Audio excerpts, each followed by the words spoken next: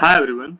Today, we the students of second year ENTC B division at Sardar Patel Institute of Technology are glad to present our mini project titled as Simulation and Comparison of STEMI in ECG signals for medical device calibration.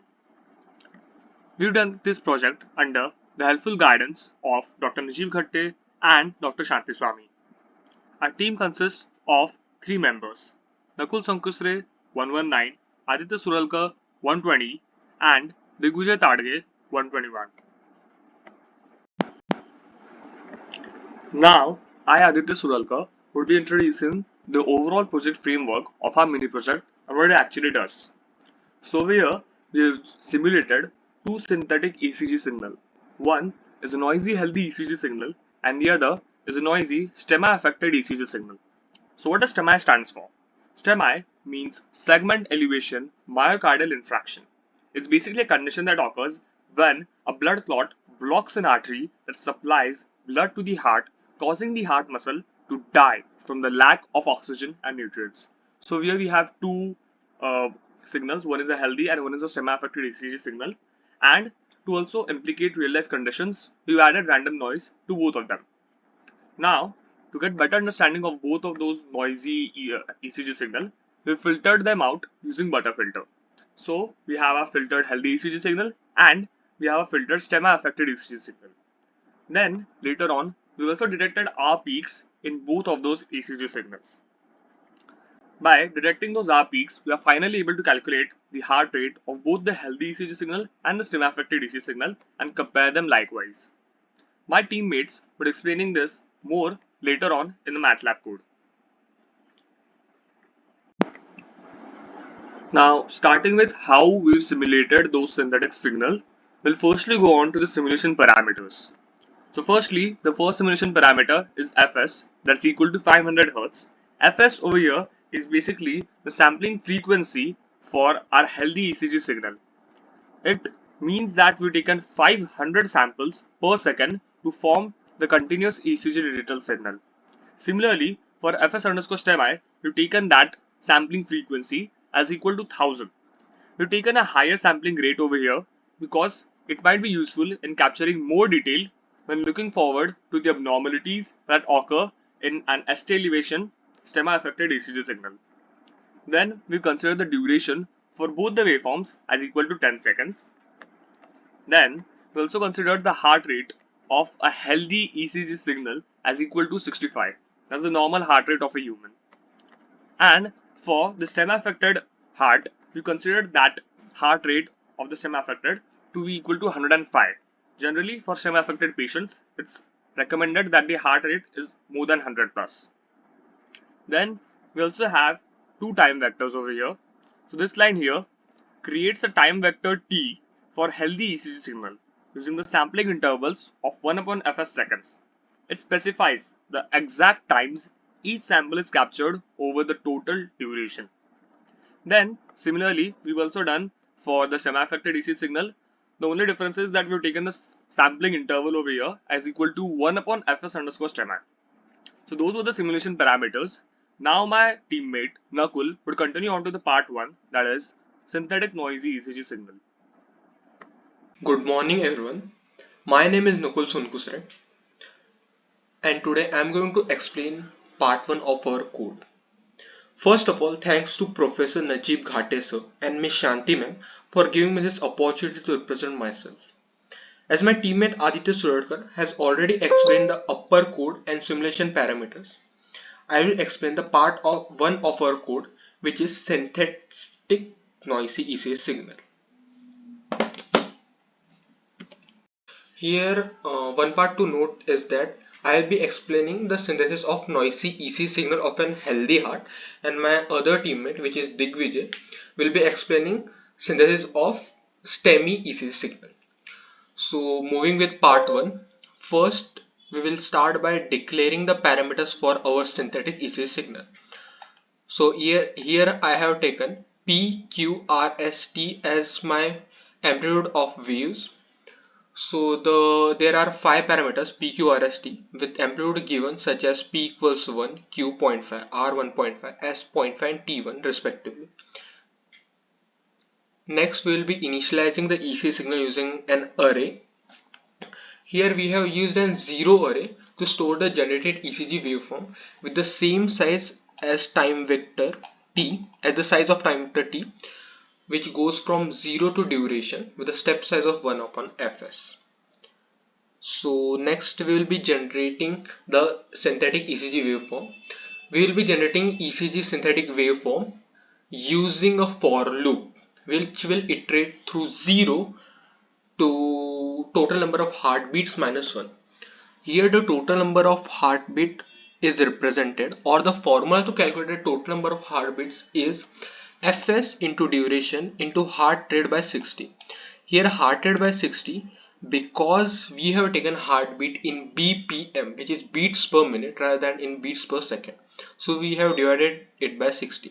Also we have used floor to get the nearest integer. So our loop will be from 0 to the number of heartbeats minus 1. Next we will just declare the starting and ending of each waves, such as P wave is starting from I divided by heart rate by 60, and P wave is ending with P wave start plus 0.1. Here 0.1 is the time period, which is any random value, but we have taken it 0.1 because it's the 10% of the amplitude of P, which is 1. Here we have taken such value to obtain a proper ECG signal which mimics the character of a natural ECG signal. Next we will take Q wave start, and Q wave start is equal to P wave end. To ensure that all the waves P, Q, R, S, T are connected end to end, we will give the starting of each waves is equal to ending of previous wave, such as Q wave start equals to P wave end, R wave start equals to Q wave end, S wave start equals to R wave end, and T wave start equals to S wave end. Similarly, ending of each waves will be the starting of that respective wave plus the time period, which is 10% of the wave's amplitude. Such as Q wave end is Q wave start plus 0.05 seconds. Here 0.05 is 10% of 0.5, which is amplitude of Q. Similarly, we have taken, or we have declared all the starting and ending values of wave to ensure that our wave is continuous and is end to end encrypted. Okay, so now declaring the starting and ending points of all the waves, we will go through the adding PQRST waves. So first we will add the P wave. So EC signal of P wave will be uh, following the time period which is the greater than P wave start and less than P wave end, which is equal to EC signal of time period which is greater than P wave start and less than P wave end. And then we will add it with P into 1 minus cos of pi into symbol. Now why we have used the cos and not any other sign type? Reason could be, first, the cos is symmetrical along the axis, and also it provides a smooth transition from 0 to the peak and then back to 0. And the main factor could be that the cos function actually ensures that the value starts at 0, rises to a desired amplitude and then returns to 0 effectively. Also it just mimics the ECG signal of a normal cardiac heart. And then we will end the loop. Now after making a proper loop, we will add noise to our ECG signal. To add noise to our ECG signal, we will first give amplitude to our noise, which is 0.3, and then we will give it, and then we will take noise, which is equals to noise amplitude into random size of ECG signal. Here random size of ECG signal is just a random array with same size as the ECG signal, and the noisy ECG signal is generated, which is equal to ECG signal plus the noise, and in noise we have generated some noise. So then we will print or show this noisy ECG healthy heart waveform. Now since our noisy ECG waveform is successfully created, we will apply filter to clear away the noise, and we will be using butter filter. So the syntax of butter filter is as follows. Here A and B are the coefficient of butter. 2 is the step size, and zero point 0.5 to 40, it actually means that our frequency starts from zero point 0.5 and goes till 40 with the step size of 2 divided by frequency divided by 2. Here fs divided by 2 represents sniffing frequency. It just normalizes the frequency, means it just normalizes the frequency using butter function, and we have given it name as band pass. Then we will store this in the filtered ECG using the filter function, which filters away the noise. B comma A comma noise ECG signal. So A and B are coefficient and noise ECG signal are the noise ECG signal.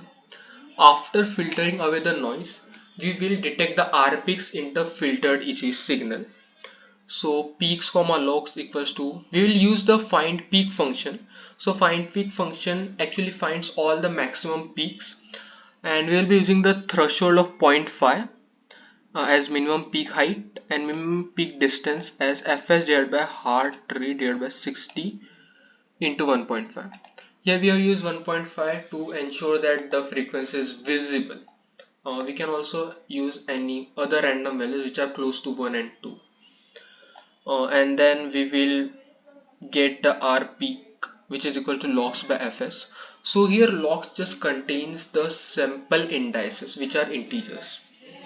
Then since our R peaks are detected, such as here, the R peaks are detected. Using R peaks, we will be calculating the heartbeat, and heart rate BPM equals to num beats divided by duration into 60.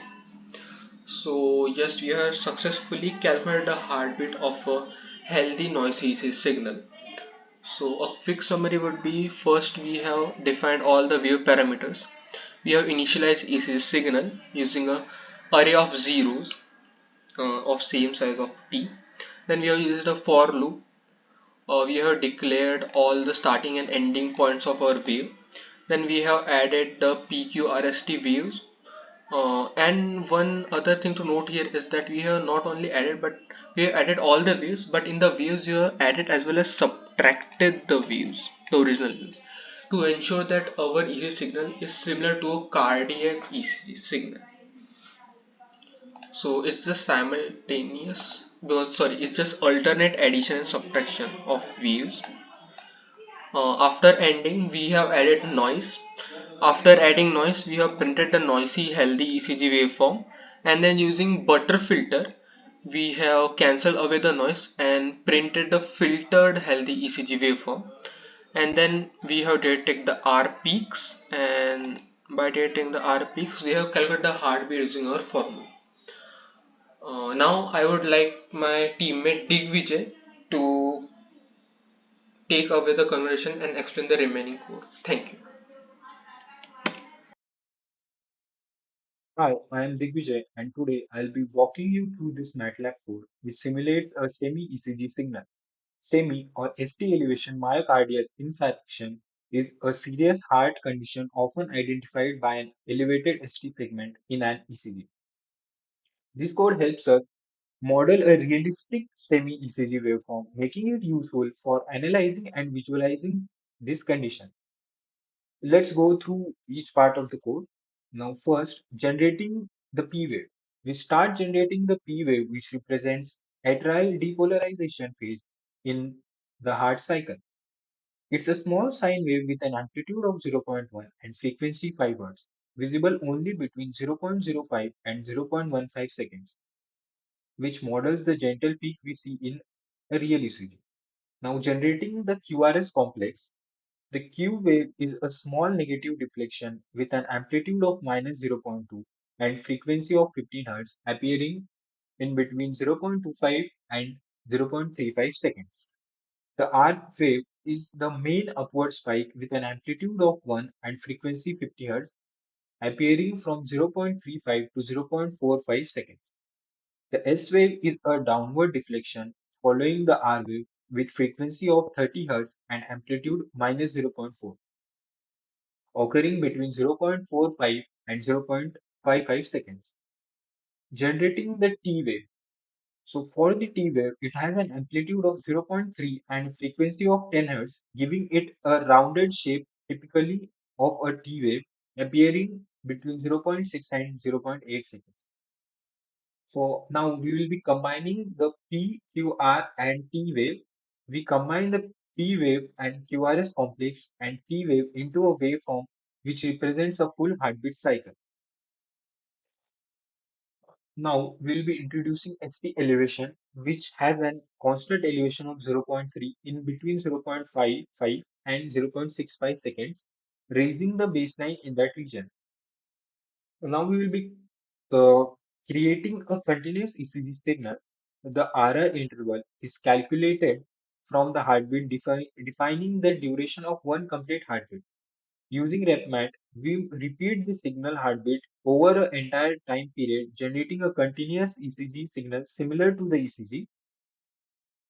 Now we will be adding the noise. To make the noise more realistic, we add random noise with a small amplitude of 0.05, simulating baseline wander and other irregularities. 8. Now we will be filtering the noisy signal.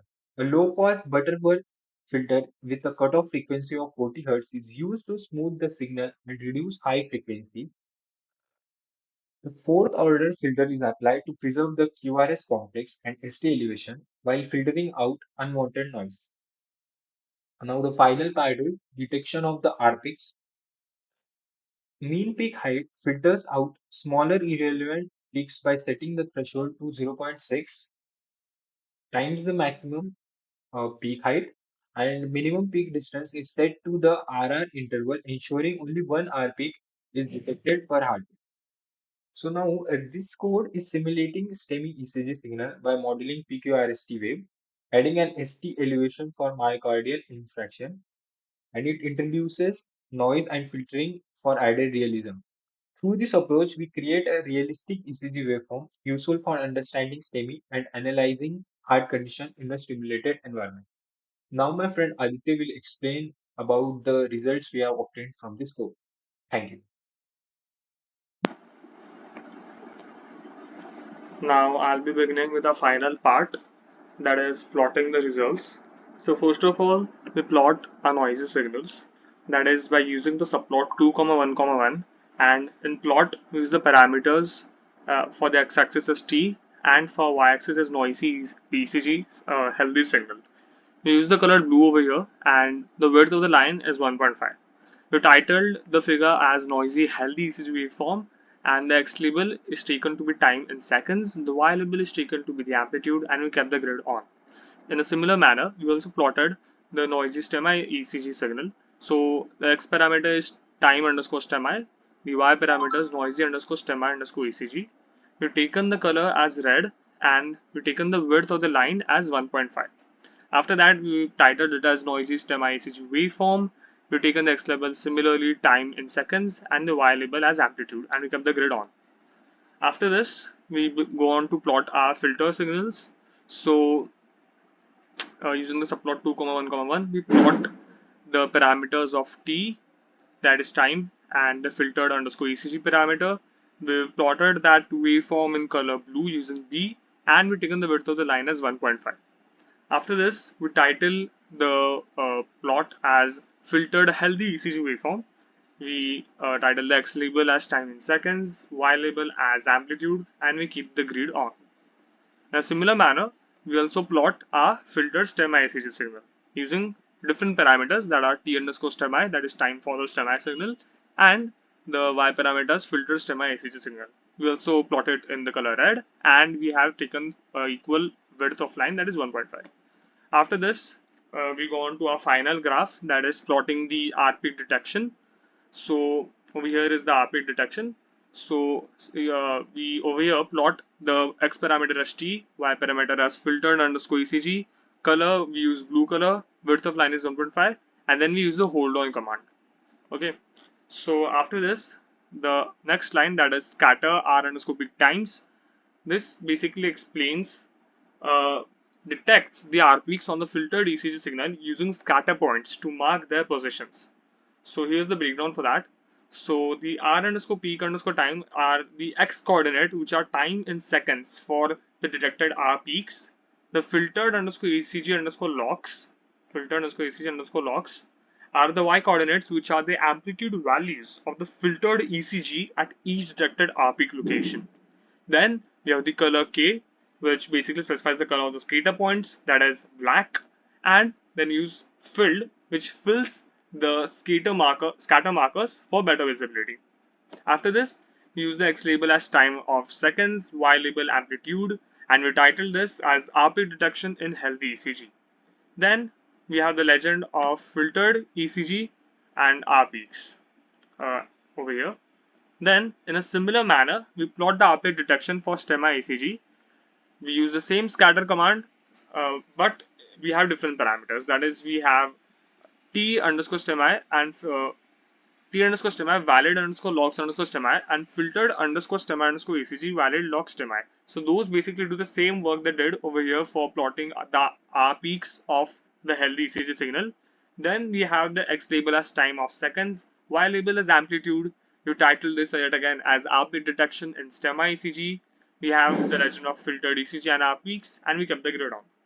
Now we move on to our final conclusion, that is displaying the calculated heart rates. So as my teammates above explained the code and how they calculated the heart rate, we just displayed at this final moment using the string function and writing heart underscore rate underscore BPM in it. We display our calculated heart rate for healthy ECG, that is 66 BPM as it should be, and we finally display our detected heart underscore rate underscore STEMI detected heart rate of STEMI ECG using the num2 string function as 102 BPM, which is also the way it should be, because for STEMI patients the heart rate is more than 100 plus. So this was our code. Now I'd like to explain some more real life applications on this. Now I, Aditya, along with my teammates, would like to conclude this project by saying that this project simulates healthy and STEMI ECG signals, supporting applications in medical training, device development, and research. It enables healthcare professionals to practice recognizing STEMI patterns, calibrates and tests ECG devices for reliable noise filtering and peak detection, and generates synthetic data for machine learning models in automated ECG analysis. These applications ultimately enhance STEMI detection, improve patient monitoring, and expand access to life-saving care in remote settings. Thank you.